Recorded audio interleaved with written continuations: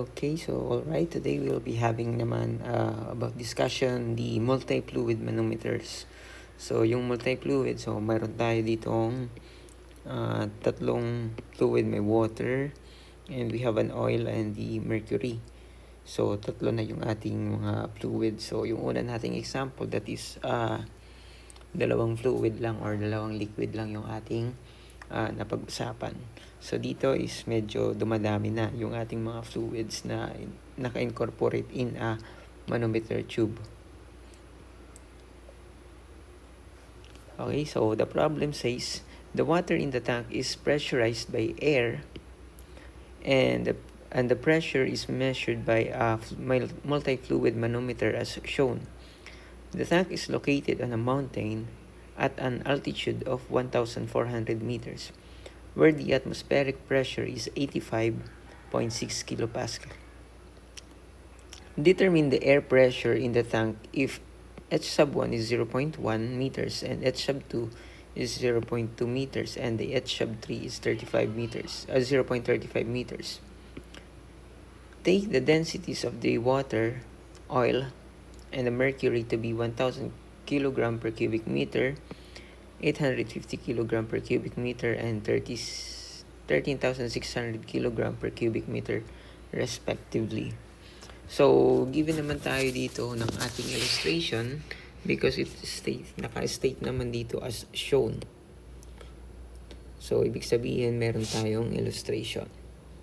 So, this is the air and the water, the oil, and the mercury. So, that is our illustration. That is the multi-fluid na sinasabi. So, meron tayong density ng water na 1,000 kg per cubic meter and the oil is 850 kg per cubic meter. And the mercury, that is 13,600 kg per cubic meter. Okay, so meron tayong atmospheric pressure. Yung atmospheric pressure is 85.6 kPa. So we are about to determine the air pressure. So ito yung pressure dito. So sabi natin sa nakarang example, the air pressure is uniform. Diba? Because air is also a gas. So the gas or the air has a uniform pressure. So ibig sabihin may pressure dito, pressure.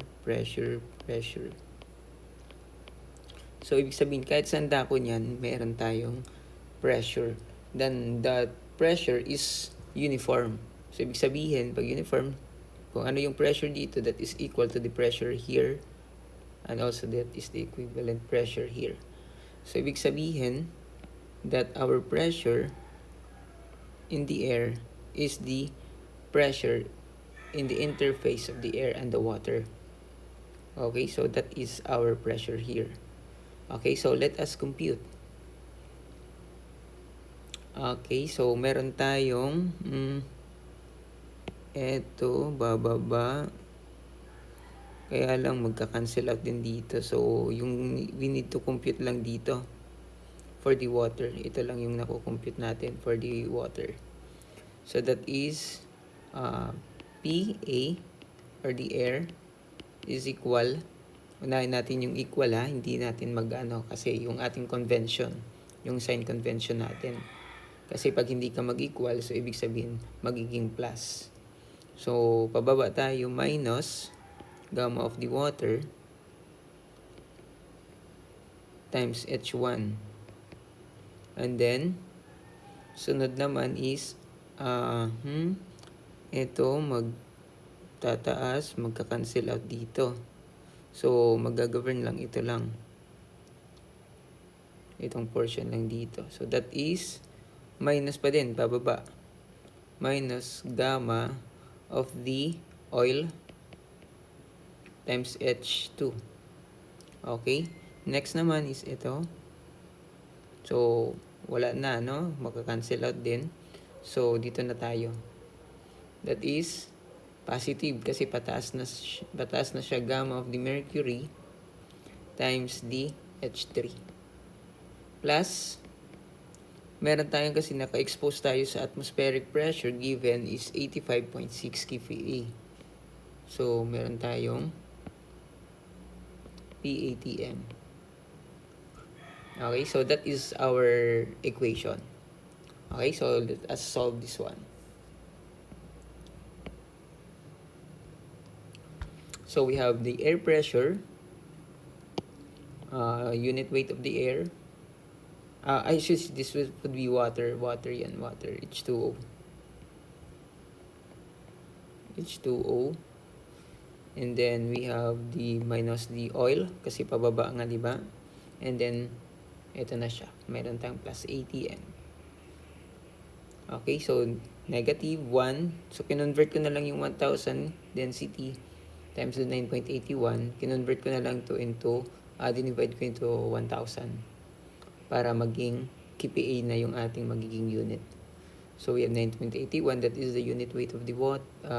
Actually, kasi density, that is the specific gravitational acceleration times 0.1 minus 0.85, that is the density of the oil, times 9.81, the specific the gravitational acceleration, 9.81, and then we have 0.2, the H2, yung H2 is given, and then 13.6 times 9.81 times 0.35 for the H3 plus 85.6 of the atmospheric pressure. Kasi exposed na tayo dito sa ating atmosphere. And since na-expose tayo, mayroon tayong altitude na 1,400. Of course, at that certain point na 1,400, meron siyang atmospheric pressure na 85.6. So we will get the value of 129.65 kPa. And that is our answer for these multi-fluid manometers. So medyo madali na siyang intindihan.